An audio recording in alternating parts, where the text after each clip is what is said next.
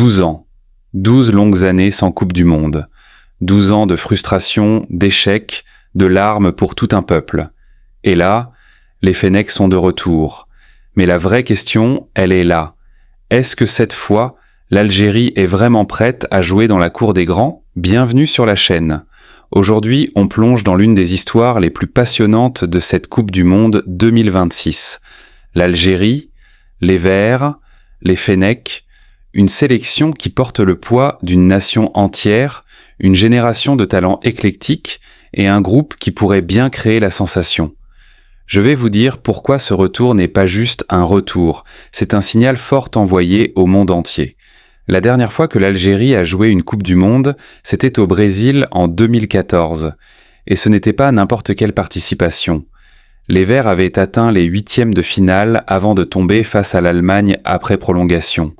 Une épopée, un frisson collectif que des millions d'Algériens n'ont jamais oublié. Puis vint le désert. 2018, raté. 2022, raté encore. 12 ans sans mondial. C'était long, douloureux, inacceptable pour un pays de ce potentiel.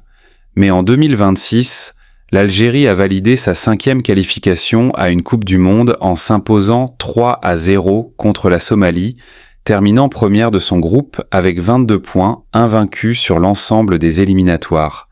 Invaincue, tout un programme. Il est impossible de parler de cette sélection sans prononcer son nom. Riyad Mahrez, le roi des Fennecs. À 35 ans, le capitaine de la sélection l'a annoncé clairement. Ce mondial 2026 sera le dernier de sa carrière. Son chant du cygne, sa dernière danse sous les étoiles. Mais ce Mahrez-là, en ce moment, il est encore là, présent, décisif. Lors du match de qualification contre la Somalie, c'est lui qui a inscrit un but et délivré une passe décisive. Un leader technique, un leader humain. Et dans un vestiaire, ça n'a pas de prix. La question c'est, va-t-il vivre son moment de grâce comme Zidane en 2006, un dernier feu d'artifice avant l'extinction ? Les Algériens y croient, et moi aussi. Mahrez, c'est l'expérience. Mais le vrai frisson de cette sélection, il vient des jeunes. Et là, on va parler sérieusement. Anis Hadj Moussa, Feyenoord. 11 buts en Eredivisie cette saison. Un joueur capable de créer quelque chose à tout moment.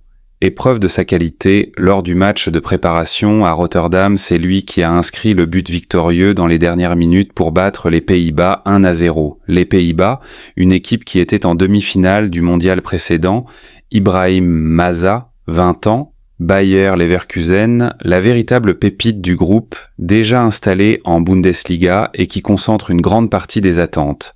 Un talent pur, technique, imprévisible, Mohamed Amoura, Wolfsburg, c'est lui qui a ouvert la voie lors de la qualification décisive en marquant un doublé contre la Somalie. Explosif, efficace, redoutable. Et autour d'eux, Amine Gouiri à l'OM, Ryan Aït-Nouri à Manchester City, cette équipe joue dans les meilleures ligues européennes. Ce n'est plus l'Algérie d'il y a 10 ans. Et puis, il y a lui, le gardien numéro 1 des Fennecs pour ce mondial, Lucas Zidane, le fils de Zinedine qui porte un nom qui évoque le plus grand joueur d'une génération. Pensez dans le groupe J aux côtés de l'Argentine, la Jordanie et l'Autriche. L'Argentine, les champions du monde en titre, Messi, Lautaro, Di Maria. Mais voilà ce que je vous dis, les Verts ont déjà réussi un premier test convaincant en s'imposant face aux Pays-Bas 1-0 lors d'un match de préparation à Rotterdam, une victoire de prestige contre une formation classée 7e au rang mondial FIFA. Si vous battez les Pays-Bas en préparation, vous n'êtes pas là pour faire de la figuration. L'Algérie peut sortir 2e de ce groupe. La Jordanie et l'Autriche sont accessibles. Et si les Fennecs passent, tout devient possible dans un mondial à 48 équipes. Alors la réponse à la question, l'Algérie est-elle enfin de retour parmi les grands ? Mon verdict, oui. Pas comme une équipe qui espère passer les poules, mais comme une équipe qui a la qualité, la profondeur et surtout la faim de prouver quelque chose. Mahrez pour l'histoire, Hadj Moussa pour l'avenir, Maza pour l'explosion, Zidane pour le symbole.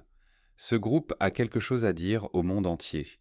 Et vous pensez que les Fennecs peuvent aller jusqu'où dans ce mondial ? Dites-le moi dans les commentaires.